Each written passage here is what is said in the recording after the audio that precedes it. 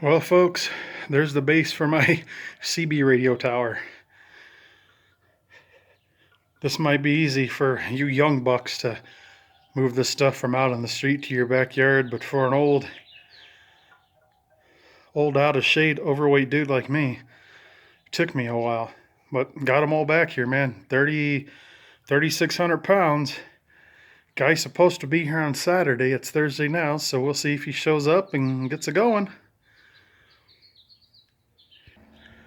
So previously what I had said is I was going to move all this firewood. That's all firewood under there.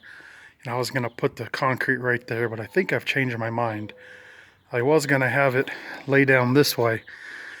But I've got the shed and the fence there, and I figure if I put it there, that tower is going to come. Well, there's the tower there. That tower would probably come to about this point right here, give or take. And that's fine and dandy when it's cranked down, but then if I got the antenna on it, I might run into some trouble with the ground plane. And if I ever do put a beam up, I'll definitely put a small beam up, but if I did, that might cause some trouble back here. So I think I've changed my mind. So I've got this area right here. Nothing's going on right here. So I think I'm going to put the tower dead in the middle of this area right here. And by doing that, I think I'm going to do the hinges different. Put the hinges so it hinges down this way. That way it can hinge down in this area here. It's a little wider. And, well, this here's my tortoise. My little tortoise burrow I made. My tortoises go in there in the summer. They don't stay in there in the winter. But I'm going to pull all that out, and I'm actually going to move that in the yard. So this is all going to be flat. Then I'll have access to my gate. Then my gate will be able to swing inward, and then, inward or outward. And then I've got my whole front yard. So that antenna can come down here, and I can go work at it out there. I think that's a better option. What do you guys think? Yeah, I got more room this way. The composter, heck, that's easy enough. Just pick that up and move it. And the firewood, you can see it looks a little different. I stacked it higher. But the firewood's going to move too. The firewood will go on the side of the shed over there once the tower's gone. That'll be a better place for the firewood. I'll build like a little enclosure for it. And like I said, the tortoise habitat, or the tortoise burrow, will be gone. I'll show you where I'm going to put that. See those darn tortoises at this house and my other house? They like to get under my shed, boy. But they're not getting under there anymore. I've put a bunch of rocks around it and put all this lattice around it here. I got my 24-foot ladder here, but I put lattice everywhere. And on the other side there's rocks, so they're not getting under there anymore. So I'm thinking this will be a good area back here for them. I'll probably do this corner right here, build their habitat right here. That way it does, or not their habitat, their burrow. And the tower's gonna go over there. All right, anyways. So how about you tower guys? What do you think about this? I had to, see, the problem was when I bought this, I knocked on the guy's door. I saw it there for a few months, and obviously it was old, it wasn't being used, and he sold it to me. But what I didn't realize is when I went to swing it down on the hinge, it came down.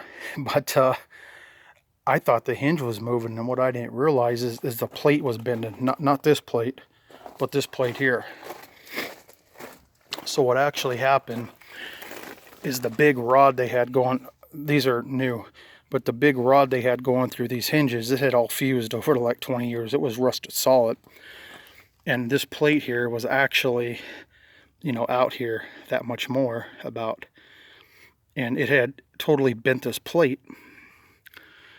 So what I did is I used a come along, got it and some heat, got it back the best I could.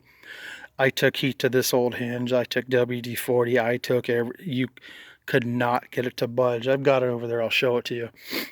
So anyways, had a guy come over here and just cut it off. And then he all he had was a little well, he was supposed to be a welder, but he showed up with a little flux core welder, and it wasn't going to hold. I mean, I've got a flux core, I could have done that. So anyways, a welder I know who did my fire pit, awesome job, he swung by with this portable stick welder and put me a good proper bead on there. That ain't, that ain't going nowhere now. So he put those on there, or he welded it, over the other guy's mess. And also here, he ran some stick weld on there. I mean, I had them pull it up everywhere, so those aren't going anywhere. So now it's going to hinge. That'll work.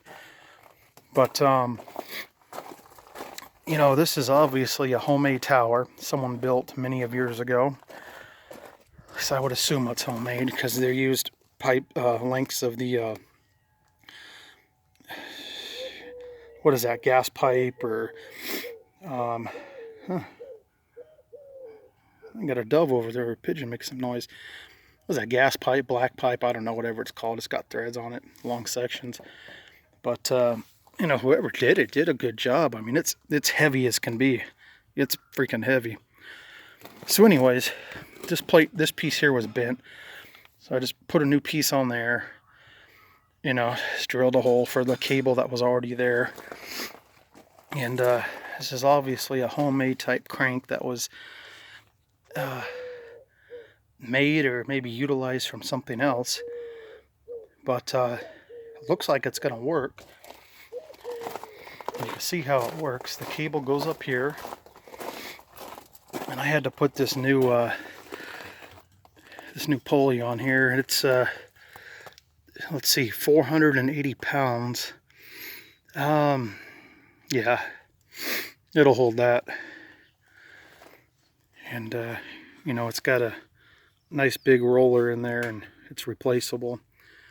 So we put this piece on here to now the welder who did my fire pit and the stick welder didn't do this. The other guy did this, so that's why it's kind of sloppy, but it's still going to hold. Put that on there to reinforce this. So basically you crank that and this intersection goes up and goes down and so forth. So before I get this thing up there, if any of you guys got any tips or tricks,